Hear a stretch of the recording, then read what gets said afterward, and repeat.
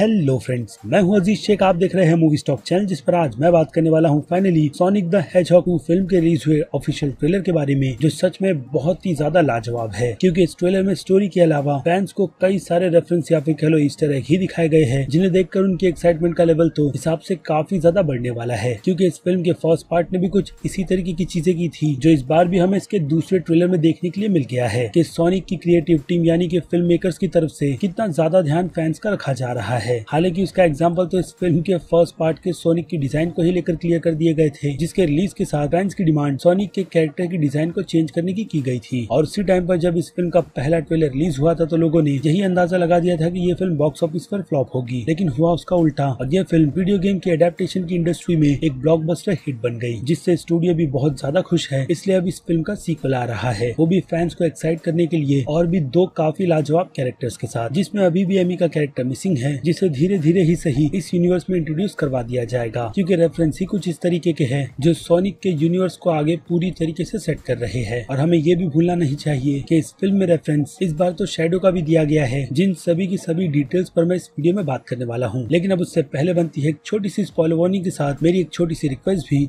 जो है इस चैनल को सब्सक्राइब, वीडियो को लाइक और शेयर करने की है।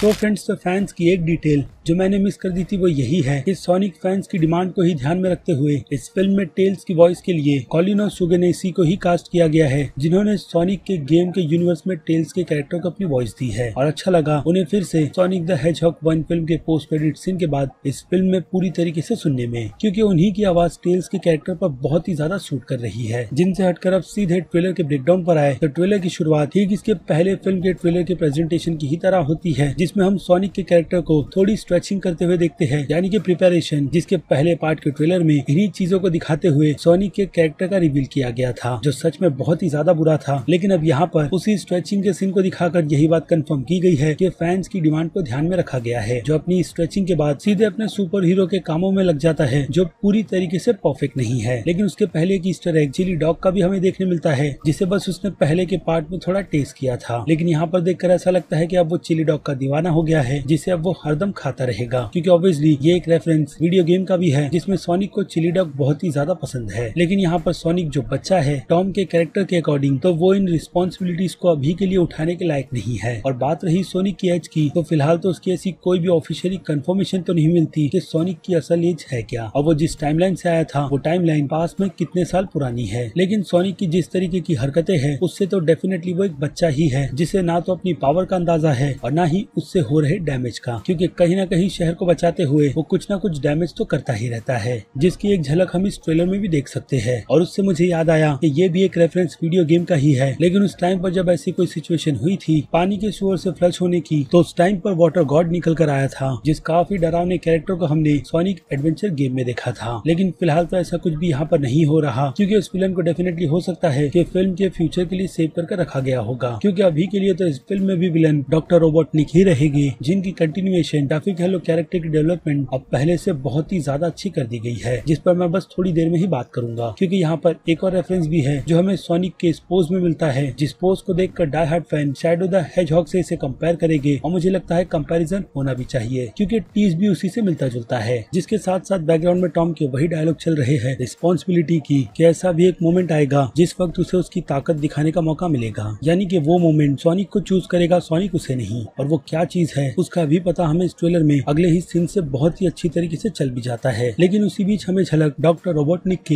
एग डेथ की भी दिखाई जाती है, या फिर एक छोटा सा टीज जो कि क्लियरली गेम से ही रेफरेंस लेकर फिलहाल तो उसे छोटे मॉडल पर बनाया गया है, जिसे डॉक्टर रोबोटनिक खास करके यूज अपने सारे के सारे वेपन्स को प्रिपेयर करने के लिए करता है। और हाँ, इसका शेप दिखने में स्टार वार्स के यूनिवर्स के डेड स्टार की तरह है, लेकिन है तो ये सोनिक के यूनिवर्स से रिलेटेड। और इसके अलावा हम सोनिक को इस सीन में उसकी कई सारी टेलीपोर्ट की रिंग्स और एक ईस्टर एग के रेफरेंस स्केटबोर्ड के साथ भी देखते हैं, जिसकी डिजाइन गेम के स्केटबोर्ड से बहुत ही ज्यादा मिलती जुलती है। और इस केओस की बात करें तो डेफिनेटली ये सीन फिल्म के एंड का ही रहेगा, जिसके पीछे के रीजन को बस मैं थोड़ी देर में ही एक्सप्लेन कर दूंगा कि ये केओस असल में डॉक्टर रोबोटनिक की तरफ से किसकी मदद से किया जा रहा है। क्योंकि इस केओस के अलावा गेम में डॉक्टर रोबोटनिक की वो डेड एग की स्पेसशिप भी उसी की मदद से चलती है, जिसे क्लियरली सोनिक के यूनिवर्स में केओस एमलेट कहा जाता है। लेकिन फिलहाल तो वो चीज अभी के लिए मैं बिल्कुल भी श्योरली नहीं कह सकता कि केओस एमलेट ही है या फिर कुछ और, क्योंकि उसके अलावा हम इस सीन में टॉम और उसकी वाइफ के अलावा गन आर्मी को भी देखते हैं, जिनका full form gun stand for guardians units of nation है। और अगर सिंपली कहूँ तो सोनिक के यूनिवर्स के आने वाले थर्ड पार्टी के विलन, जिन्होंने सोनिक के यूनिवर्स में शैडो द हेजहॉग को बना दिया था। लेकिन अभी के लिए तो उनका अपीयरेंस इस फिल्म में कुछ इसी तरीके का लग रहा है कि उनका काम यहाँ पर सोनिक और डॉक्टर रोबोटनिक को रोकने का है और हाथ चल रहे उस कियोस को भी, जिस पर फिलहाल तो उनका कोई भी कंट्रोल नहीं है, क्योंकि ये कंट्रोल पूरी तरीके से डॉक्टर रोबोटनिक के अंडर है, जिनका अपीयरेंस फर्स्ट पार्ट के एंड में या फिर कह लो पोस्ट क्रेडिट सीन में हमने मशरूम प्लेनेट पर देखा था। और हाँ, मशरूम प्लेनेट पर उनके होने की वजह से फिर से नकल्स का रेफरेंस ही निकल कर आता है, जिस जगह से वो भी बिलोंग करता है। यानी डॉक्टर रोबोटनिक यहाँ पर शायद से नकल्स की मदद से आए हैं या फिर कह लो उस पावर की मदद से जिसके बारे में डॉक्टर रोबोटनिक ने पता लगा लिया है। और उसकी झलक यानी कि एमरेल्ड की झलक हम इस सीन में बिल्कुल साफ साफ देख सकते हैं, जिस पर जैसे कि मैंने कहा मैं बिल्कुल भी कंफर्मली श्योर नहीं कर सकता कि ये केओस एमरेल्ड है या फिर मास्टर एमरेल्ड। लेकिन अगर गेम के रेफरेंस के हिसाब से देखा जाए तो केओस एमरेल्ड इंसानों से साइज में बहुत ही ज्यादा बड़ा होता है, लेकिन मास्टर एमरेल्ड बिल्कुल भी नहीं, जिसका साइज एक हाथ के जितना होता है। लेकिन यहाँ पर वो सिचुएशन थोड़ी बड़ी सी है और उससे ही लेकर मैं काफी ज्यादा कंफ्यूज्ड हूँ। लेकिन जैसे कि मैंने कहा ये मास्टर एमरेल्ड ही हो सकता है, जिसका एक टीज इस फिल्म में देना यही शो कर रहा है कि ये एमरेल्ड जो साइज में बस ज्यादा बड़ा नहीं, वो कितनी तबाही ला सकता है। तो फिर सोचो कि केओस एमरेल्ड इन सब की सिचुएशन में कितना बुरा कर सकता है। जिस एमरेल्ड को अगर कॉमिक बुक के हिसाब से किसी से कंपेयर किया जाए तो केओस एमरेल्ड पावर स्टोन की जगह तो रखता ही है। और इसी मास्टर एमरेल्ड की मदद से डॉक्टर रोबोटनिक अपने सारे के सारे कामों को अंजाम देते हैं, यानी कि एनर्जी जो उन्हें अनलिमिटेड चाहिए थी इस फिल्म के फर्स्ट पार्ट में सोनिक से, उसे पूरा ये मास्टर एमरेल्ड कर देगा। लेकिन उसमें एक छोटे से ट्विस्ट की बात करें तो वो ट्विस्ट नकल्स का निकल कर आता है, जिन्होंने वो इन एमरेल्ड को प्रोटेक्ट करने की ली है। और अब डॉक्टर रोबोटनिक ने उसे किस तरीके से बेवकूफ बनाया होगा उसका भी अंदाजा हमें इस ट्रेलर के एंड में देखने के लिए मिलता है, जहाँ नकल्स का सामना सीधे सीधे सोनिक से होगा, जिसमें सोनिक को यही लगता है कि वो उसकी पावर्स के लिए आया है। लेकिन नकल्स के पास उसकी खुद की इतनी अच्छी पावर तो है जिससे वो सोनिक को रोकने में कामयाब हो जाएगा। और अगर गेम की बात करें तो गेम में इसका रीजन बहुत ही बचकाना था, जिसमें नकल्स को लेकर डॉक्टर रोबोटनिक ने उसे यही कहकर भड़काया था कि सोनिक एमरेल्ड के पीछे पड़ा है। और फिर क्या, नकल्स उसे प्रोटेक्ट करने के चक्कर में सोनिक से भिड़ता है और डॉक्टर रोबोटनिक को मिल जाता है चांस उसे हासिल करने का। लेकिन जैसे कि मैंने कहा गेम और फिल्म में बहुत ही ज्यादा फर्क है। जो ट्विस्ट हमें इस फिल्म में भी देखने मिलता है, जिस पावर की सोर्स की तलाश में शायद सोनिक अपनी जर्नी पे निकलता है टेल्स के साथ, जो उसकी मदद इस जर्नी में कर रही है। लेकिन फिलहाल तो उसके पीछे का रीजन क्लियर नहीं किया गया है कि टेल यहाँ पर सोनिक की मदद क्यों कर रही है। जिसके अगर पीछे की फैन थियरी की बात करें तो वो छोटी सी थियरी लॉन्ग क्लॉक निकल कर आती है, जिसका अपीयरेंस यानी कि फ्लैशबैक का सीन हमने सोनिक द हेजहॉग फिल्म के फर्स्ट पार्ट में देखा है। लेकिन उस कैरेक्टर को मरते हुए दिखाया नहीं गया, इसलिए कहा कुछ भी नहीं जा सकता। लेकिन जो भी हो, टेल के यहाँ पर होने से फैंस यही सोच रहे थे कि अगर वो दोनों इस जर्नी में इतनी ज्यादा साथ है तो फिर यहाँ पर इस प्लेन को क्यों यूज किया जा रहा है। बल्कि उनकी ये जर्नी डेफिनेटली आसान तो बिल्कुल भी नहीं होगी, इसलिए यहाँ पर जो प्लेन है वो गेम के ही रेफरेंस से उठाई गई है, जिसे गेम में टॉर्नेडो कहा जाता है। लेकिन अब लाइव एक्शन में टेल्स के पास तो उसकी खुद की ऐसी टॉर्नेडो की प्लेन नहीं होगी, क्योंकि वो एक दूसरी ही दुनिया में है जहाँ पर उसकी नहीं बल्कि फिलहाल तो सोनिक की चल रही है। यानी इसके पीछे हो सकता है कि सोनिक का हाथ हो, जिसने उसकी मदद इस प्लेन को चोरी करने में की होगी। और उसकी मदद से ये दोनों ऑब्वियसली लॉन्ग डिस्टेंस को जल्द से जल्द खत्म करने के लिए यूज करेंगे, या फिर कह लो उस केओस में सीधे अंदर जाने की, जो कि शुरू हो चुका है। यानी कहीं ना कहीं मुझे ऐसा भी लग रहा है कि फिलहाल तो इस फिल्म में टेल की जो पावर है, ऑब्वियसली उसके टेल्स को काफी ज्यादा फास्ट घुमाकर सोनिक की तरह स्पीड में भागने की वो पूरी तरीके से इमर्ज नहीं हुई है, इसलिए वो यहाँ पर यूज लॉन्ग डिस्टेंस के लिए प्लेन का कर रही है। यानी जो जर्नी टेल और सोनिक एक साथ शुरू करेंगे उस मास्टर एमलेट को ढूंढने की, उसमें बाजी ऑब्वियसली नकल्स के ही साथ मिलकर डॉक्टर रोबोटनिक मारेगा, क्योंकि इस केओस के अलावा उस मशीन को भी हम ग्रीन पावर से जलता हुआ देखते हैं। लेकिन जिस लोकेशन की बात करें जहाँ पर ये मास्टर एमलेट छुपा होगा, वो जगह भी किसी ट्रेजर हंटिंग से कम नहीं रहेगी, जिसका टीज हम इस ट्रेलर में बहुत ही अच्छी तरीके से देख सकते हैं। और हाँ, यहाँ पर भी रेफरेंस गेम का ही दिया गया है उस पूरे के पूरे टेम्पल को बिल्ड करने में, जिसमें सोनिक अपनी स्पीड की मदद से तो पहुंच जाएगा, लेकिन डॉक्टर रोबोटनिक उस टेम्पल के अंदर कैसे घुसेगी वो देखना भी काफी ज्यादा इंटरेस्टिंग रहेगा, क्योंकि मोमेंट्स बहुत ही ज्यादा फनी लग रहे हैं। और नो डाउट इस लोकेशन को देखकर ऐसा ही लगता है कि ये लोकेशन जो टेम्पल की चूज की गई है वो अर्थ की ही हो सकती है और कहीं की भी नहीं, जिसकी जर्नी सोनिक कभी बार तो कभी स्नो माउंटेन के हिल से एगमैन के ड्रोन्स का सामना करते हुए निकालेगा, जिसे वो सर्फिंग के वक्त भी डिस्ट्रॉय कर यूज करेगा। और इस सीन में हम डॉक्टर को उन्हीं के एग पॉड में बैठा हुआ देख सकते हैं। और अगेन ये भी रेफरेंस गेम के ही यूनिवर्स का है। बाकी इनसे हटकर एक और तगड़े रेफरेंस पर आए तो इन एक ड्रोन के अलावा हम डॉक्टर एगमैन कह लो या फिर रोबोटनिक की एंट्री में बजर बम के एंड्रॉइड को भी देख सकते हैं, या फिर कह लो ड्रोन को, जो गेम में फैंस को बहुत ही ज्यादा इरिटेट करती है। यानी यहाँ पर भी ये चीज सोनिक की हालत तो बुरी करेगी ही, जहाँ से रोबोटनिक सीधे निकलकर अपने पार्टनर कह लो या फिर असिस्टेंट एजेंट स्टोन से मिलते हैं, जो एक कैफे में काम करते हैं, या फिर ये उन्हीं की कैफे है जिसे खोलने का वो सपना देखते थे। और अगर यहाँ पर भी रेफरेंस की बात करें तो ये रेफरेंस डॉक्टर रोबोटनिक की बीन मशीन का है,